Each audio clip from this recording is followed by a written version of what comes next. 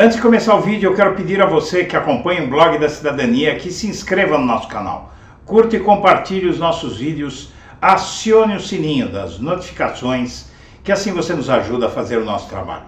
E vamos ao vídeo.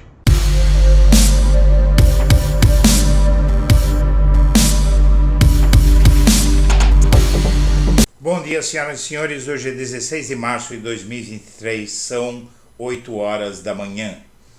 E Lula, após enquadrar os militares, muda a tática e surpreende as Forças Armadas. Ele intensifica acenos a militares e agora vai começar a frequentar formaturas, uma estratégia parecida com a de Bolsonaro. Ele avalia que, passado o período de desentendimentos com a caserna, ou seja, um nome que se dá ao conjunto de militares, ele inclusive fez reprimendas públicas, mas agora decidiu que vai reconstruir pontes. E Lula inaugurou uma rodada de acenos aos militares após a crise que abalou as relações entre ele e o Planalto, e isso é esse é um momento bastante proveitoso das relações de Lula com os militares, que aos poucos parece estar conseguindo convencer as Forças Armadas a se retirarem de vez da política.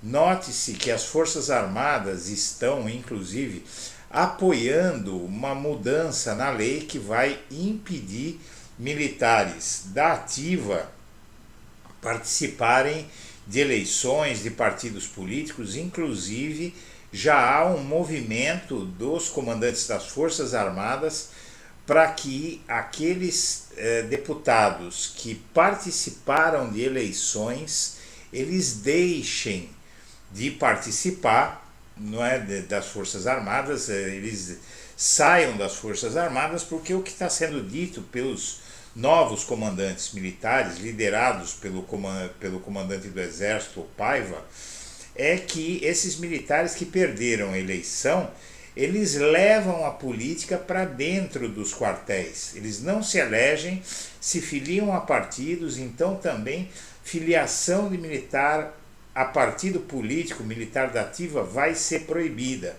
Mas agora o Lula decidiu que é hora de tentar melhorar o clima com os militares. Nesta quarta-feira, o Alckmin recebeu o comandante do Exército, Tomás Paiva, e o chefe do Estado-Maior das Forças Armadas, General Valério Stampf. Em uma hora de conversa, os oficiais apresentaram projetos prioritários na área de armamentos, navios, construção de caças. E os gestos do Lula, os gestos não têm partido somente do governo.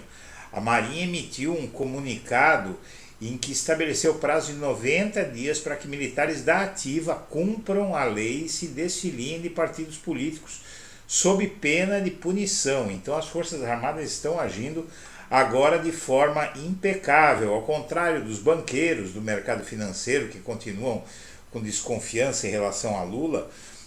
Na verdade, as Forças Armadas mudaram da água para o vinho. O que dá a entender, pessoal, o que dá a entender aqui é o seguinte, é que o que faltava em relação às Forças Armadas para evitar os problemas todos que surgiram era um comando sereno, um comando sério, que não ficasse induzindo os militares a radicalizar. Então Bolsonaro, ele radicalizou os militares, encheu a cabeça deles, deu muitos cargos para cooptar, e ele criou artificialmente um clima hostil nas Forças Armadas a setores da política. E o Lula está desmontando isso com a competência que todo mundo conhece. E a atuação dos comandantes das Forças Armadas na proposta que restringe militares da ativa é algo que merece ser conhecido. O Lula vê os comandantes das Forças Armadas agora como parceiros na criação e defesa da proposta que vai obrigar os militares da ativa a se desligarem da instituição ou irem para a reserva se disputarem eleições ou assumirem ministérios.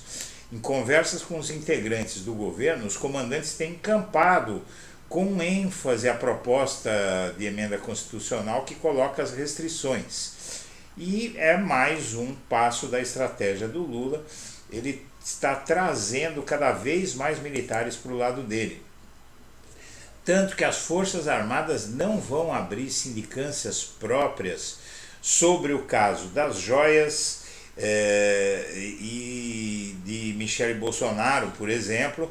Não é? O Exército e Marinha não abriram qualquer sindicância, porque dizem que quem tem que julgar esses casos é a Justiça Comum. Alguns vão falar, mas as Forças Armadas não deveriam abrir essa sindicância contra esse baixinho aqui. Ele é o militar que esteve envolvido no escândalo dos cartões de crédito, cartões corporativos da Michele Bolsonaro, tal, envolvido num monte de coisas, né? E na verdade os militares, eles se abrissem uma sindicância paralela e a Justiça Comum considerasse culpado um militar como esse, e a Justiça Militar considerasse inocente, ia dar problema. Com a saída dos militares da investigação desses casos envolvendo militares que se envolveram nos golpes, na tentativa de golpe de 8 de janeiro e tal, a decisão da Justiça Comum vai prevalecer. Então é um grande marco, e o Lula, como sempre, fazendo chover, não é? Inclusive, a continência para Lula dos militares deve estar deixando Bolsonaro bastante contrariado, não é? Deve ter doído fundo no coração dos bolsonaristas e dos golpistas a imagem do Lula passando as Forças Armadas em revista. Ele agora acumula acenos às Forças Armadas, como eu já disse, e as coisas estão mudando. Mas o Bolsonaro perdeu, embora por uma diferença mínima, usando o aparelho estatal, mas os militares estão tendo que engolir Lula por 4 anos, talvez mais, e terão que engolir também o que o destino determinar para Bolsonaro. Ou seja, se por acaso ele for preso, os militares vão ter que engolir. E o mais interessante em tudo isso é que o Bolsonaro mesmo, ele reconhece essa situação. E você sabe onde estão as joias que o TCU mandou o Bolsonaro devolver? Onde ele escondeu? Vejam só que até aqui a gente encontra um indício de má fé. Por unanimidade, ministros do TCU mandaram Bolsonaro devolver as joias doadas pela Arábia Saudita incorporadas por ele ao acervo pessoal. O TCU ordenou na quarta-feira, por unanimidade, que Bolsonaro devolva em até 5 dias um estojo com joias dado pela Arábia Saudita incorporado por ele ao seu patrimônio pessoal. Segundo os auxiliares, o estojo está guardado em um galpão em Brasília, onde estão outros pertences de seu acervo privado. O galpão teria sido alugado pelo PL, partido ao qual o Bolsonaro foi filiado. As joias que estão em posse dele foram trazidas ao Brasil em outubro. E o estojo é composto, como sabem, por abotoaduras, caneta, anel, um rosário islâmico, e custam na faixa de 400, 500 mil. E, na verdade, aqui, em ato pró-vacina, o presidente da Anvisa não deixa de ir à forra contra Bolsonaro, né? O almirante Barra Torres criticou quem foi obscurantista e afastou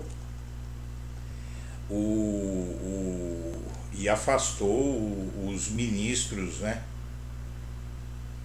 E em ato pró-vacina, o presidente da Anvisa vai à forra contra Bolsonaro. Autoridade pouco dada a eventos e discursos, o presidente da Agência Nacional de Vigilância Sanitária, Anvisa, almirante Antônio Barra Torres, mudou a rotina ontem e participou do lançamento da Frente Parlamentar em Defesa da Vacina na Câmara dos Deputados. Esse sujeito sofreu sob a era Bolsonaro. E Ricardo Nunes, prefeito da capital paulista, ele quer combater a candidatura forte de Guilherme Boulos que vem aí em São Paulo. E ele vai fazer isso construindo moradias populares na véspera da eleição de 2024. Ou seja, ele vai usar a mesma tática do Bolsonaro de tentar apelar ao social promover medidas de cunho social na véspera da eleição. Não deu certo com Bolsonaro e dificilmente vai dar com ele. E o governo Lula vai dizer que o Nicolas Ferreira, o deputado da peruca loira, que fez um ataque homofóbico a uma colega trans, que ele foi transfóbico e vai cobrar apuração. Isso através do Ministério dos Direitos Humanos, e isso é fundamental para que os processos contra ele avancem na Câmara dos Deputados e na Justiça Comum. E mais um bolsonarista ataca os LGBTs. O Feliciano debocha da ministra da Cultura, deputado Marco Feliciano, dizendo que não sabe se ela é homem ou mulher. E todas essas atitudes desses bolsonaristas são atitudes criminosas. A lei proíbe, não é? É considerado racismo. A homofobia é considerada racismo. E naufraga o plano de formar uma federação entre União Brasil e o PP. E essa é uma derrota na verdade, do Sérgio Moro também, não é? Porque o Sérgio Moro está no União Brasil, que é um partido da base do governo, e tenta afastar. E essa aliança do União Brasil com o PP do Ciro Nogueira se tornaria a União Brasil menos governista, não é? E com o fim dessa federação, o governo Lula ganha mais força dentro do União Brasil. E o TCU diz que pode confiscar o salário do Bolsonaro como ex-presidente da República se ele não devolver as joias rapidamente, como foi decidido. E por fim, a bancada da bala domina a Comissão de Segurança da Câmara dos Deputados e deve dar dor de cabeça para Lula, porque dos 34 integrantes da comissão, 27 são militares ou policiais. Então realmente esse vai ser um dos grandes desafios para o Lula, porque essas bancadas, tem uma outra que cuida de fiscalizar as finanças do governo, que é pilotada pela Bia Kicis, eles vão tentar sabotar o governo Lula. Minha amiga, meu amigo, eu agradeço a atenção e estaremos de volta ao meio-dia. Um abraço para todo mundo.